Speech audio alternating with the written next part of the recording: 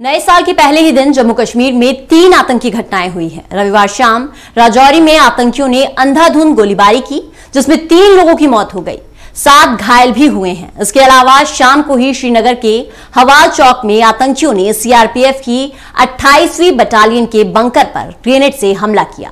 इसमें एक नागरिक घायल हो गया। इससे पहले रविवार सुबह ही पुलवामा के राजपुरा इलाके में सीआरपीएफ के एक जवान से AK-47 राइफल छीनने का मामला सामने आया था।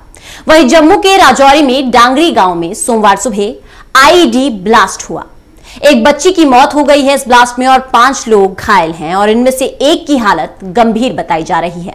धमाका उन 3 घरों में से एक में हुआ जहां रविवार शाम आतंकवादियों ने फायरिंग की थी। इस आतंकी हमले में 4 हिंदुओं की जान चली गई है और 7 घायल हैं। रविवार शाम राजौरी में आतंकियों ने अंधाधुंध गोलीबारी की। उसमें चश्मदीदों का कहना है कि आतंकियों ने पहले कथित तौर पर कश्मीरी पंडितों के आधार कार्ड देखे थे, इसके बाद गोलियां बरसाकर उनकी हत्या कर दी। आसान शब्दों में कहें तो कश्मीरी पंडितों की यह हत्या टारगेट किलिंग के तौर पर अंजाम दी गई है। आइए सुनते हैं चश्मदीदों का क्या कुछ कहना है। सुबह मुझे घर पहुंचे हुए तो अचानक फायरिंग की आवाज सुनाई दी। मैं बाहर निकला तो बाहर बेड़े में आगे आया तो आगे फायरिंग ज्यादा शुरू होगी। हमारे साथ बच्चे से मेरे छोटे छोटे वो घबराने लगे, बोले पापा इधर आ जाएंगे फायरिंग, आप अंदर चलो। फिर हम अंदर चले गए, हमने रूम बंद कर दिया। फिर यहाँ से फायरिंग रुका तो फिर आगे जाके फायरिंग हुआ। वहाँ से फिर निकले तो 4 जगह फायरिंग की है रात को उन्होंने। ओ भैया जी, मेरे देवर की डेथ हो गई है, 3 और हैं गांव के, 4 आदमियों की डेथ हो गई है। आए भैया जी फायरिंग कितने लोग थे जी? कितने लोगों पे फायरिंग की? 2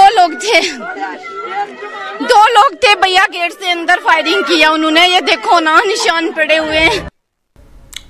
डांगरी में हिंदुओं की हत्या के विरोध में प्रदर्शन किया जा रहा था। इसके खत्म होने के कुछ देर बाद ही एक घर में धमाका हुआ और अफरा तफरी मच गई। इसके बाद पुलिस ने पूरा इलाका सील कर दिया है। लोगों ने बताया कि रविवार शाम आतंकवादी आए और लोगों को घरों से बाहर निकाला गया। वो सभी का आधार कार्ड देख रहे थे। इसके बाद उन्होंने अंधाधुंध फायरिंग शुरू कर दी। हमले में सतीश कुमार, प्रीतम लाल, शिवपाल की मौत हो गई है और चौथे मृतक का नाम अभी सामने नहीं आया है। एडीजीपी मुकेश सिंह ने कहा कि पुलिस ने पूरे इलाके की घेराबंदी कर दी है। एक आईईडी मिला था, उसे इलाके से हटा दिया गया है।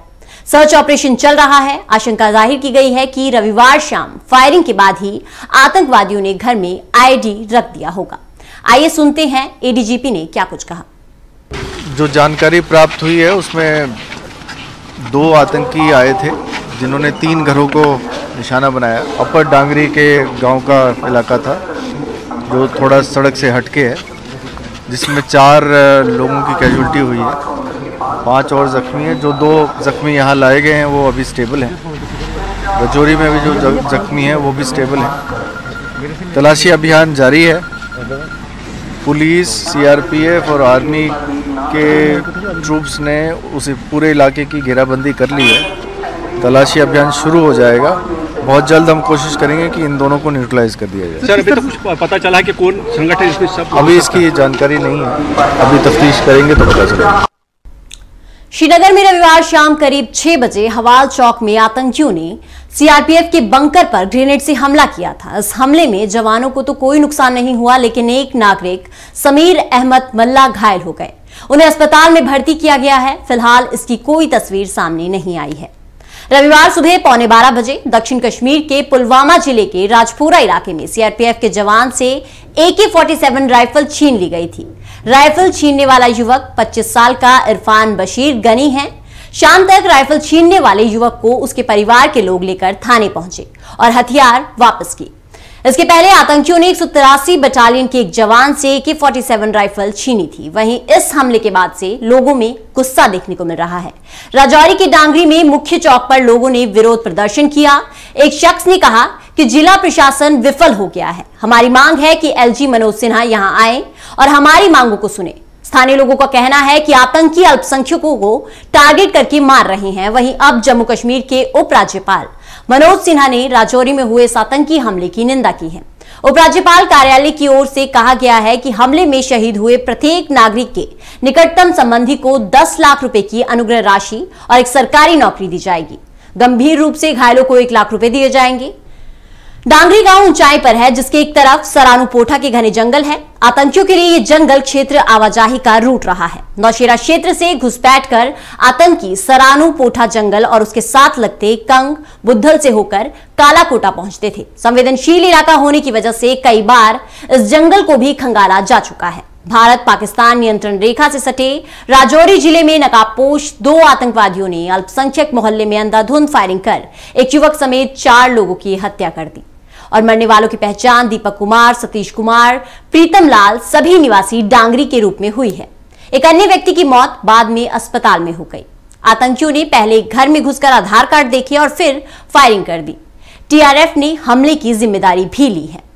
तो जिस तरह से आतंकी घटनाएं सामने आ रही है या नए साल में जिस तरह से आतंकी घटनाएं सामने आई है, उससे यह साफ है कि टारगेट किलिंग का जो मामला है वो रुकने का नाम नहीं ले रहा है। साथ ही क्या वहां पर जो प्रशासन है, क्या वो टारगेट किलिंग को रोक पाएगा? क्या आतंकवादियों की जिस तरह की ये कार्य प्रणाली है, जिस तरह से वो वहां पर आम लोगों को टारगेट कर रहे हैं, उससे क्या आम लोगों को वहां पर राहत मिल पाएगी? क्योंकि आम लोगों पे इस घटना के बाद काफी ज्यादा रोष है। वो कह रहे हैं कि प्रशासन यहां पर इस टारगेट किलिंग को रोकने में नाकाम साबित होता है। लगातार जिस तरह से घटनाएं सामने आ रही है टारगेट किलिंग की, नए साल में, नया साल होने के कुछ मिनटों बाद ही ऐसी घटनाएं होना साफ तौर पर यह जाहिर कर रही है कि प्रशासन टारगेट किलिंग को रोकने में नाकाम है, पूरी तरह से नाकाम है। लेकिन क्या जिस तरह से राशि मुहैया कराई जा रही है सरकार की ओर से, क्या वो काफी है? क्या इसके खिलाफ कोई कदम नहीं उठाया जाना चाहिए? क्या वहां पर आम नागरिक सेफ है? जिस तरह से आधार कार्ड देख देख कर गोलियां चलाई गई, हिंदुओं को टारगेट किया गया, क्या ये सही है? ये सारे सवाल जो हैं वो सरकार से लगातार जारी हैं और वहां के जो आम लोग हैं वो भड़के हुए हैं और वो भी प्रदर्शन कर सरकार से ये सवाल पूछ रहे हैं। लेकिन सरकार इन सवालों के जवाब देने में भी विफल है।